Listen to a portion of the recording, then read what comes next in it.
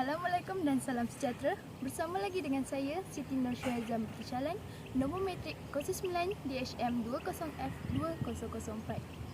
Topik kita pada hari ini adalah pencemaran air.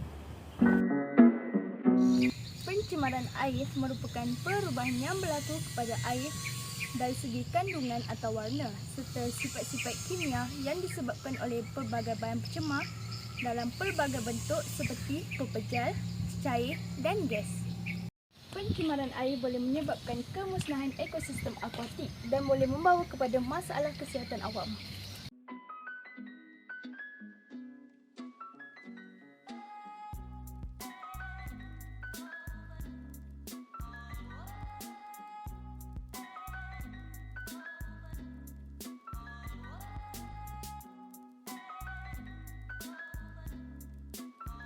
Jadi sekarang, mari kita saksikan rakaman video pencemaran air yang terdapat di kawasan tempat tinggal saya.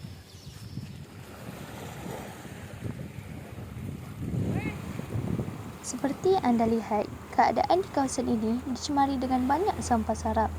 Antara sampah yang paling banyak dibuang di laut ini adalah botol-botol kosong.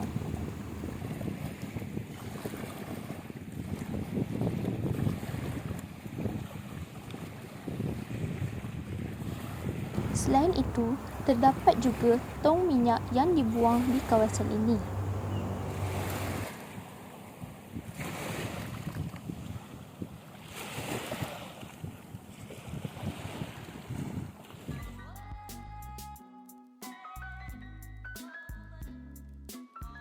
Sekarang, mari kita lihat kepentingan aktiviti mesra alam.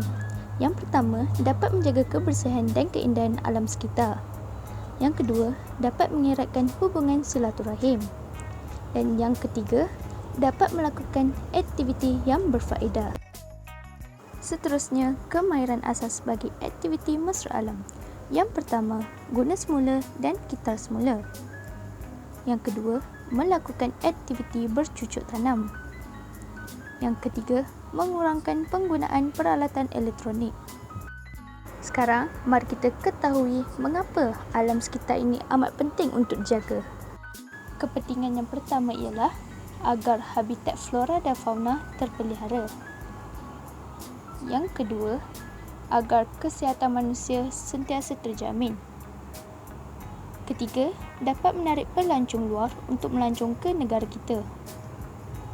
Dan yang terakhir, dapat menjamin bekalan sumber alam. Mari kita mengenal pasti dan membezakan pencemaran.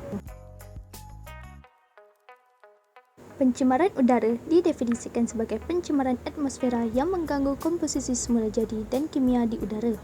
Ia boleh jadi dalam bentuk bahan partikel seperti debu atau gas yang berlebihan seperti karbon dioksida atau wap lain yang tidak boleh dikeluarkan dengan berkesan melalui kitaran semula jadi seperti kitaran karbon atau kitaran nitrogen. Pencemaran udara berasal dari pelbagai sumber. Di antara sumber-sumber tersebut termasuklah asap kenderaan dan industri, pembinaan dan merobohkan bangunan, kebakaran hutan, letusan gunung berapi, hakisan tanah kering ataupun debu dan lain-lain sumber semula jadi.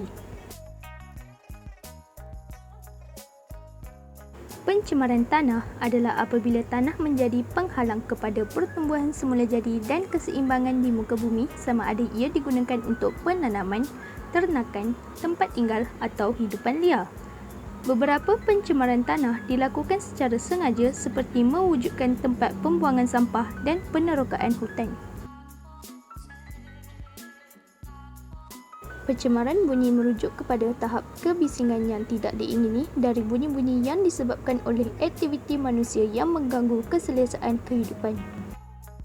Pencemaran bunyi selalunya terhasil dari lalu lintas, lapangan terbang, landasan kereta api, kilang dan industri, pembinaan atau perobohan serta konsep.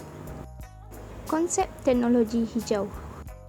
Teknologi hijau merujuk kepada pembangunan dan aplikasi produk, peralatan serta sistem untuk memelihara alam sekitar dan alam semula jadi dan meminimumkan atau mengurangkan kesan negatif daripada aktiviti manusia. Objektif teknologi hijau adalah untuk mengurangkan kadar penggunaan tenaga dalam masa yang sama, meningkatkan pertumbuhan ekonomi. Objektif yang kedua adalah untuk membantu pertumbuhan dalam industri teknologi hijau dan meningkatkan sumbangannya kepada ekonomi negara. Sekian sahaja dari saya, Siti Nur Syahizah binti Shalan. Terima kasih.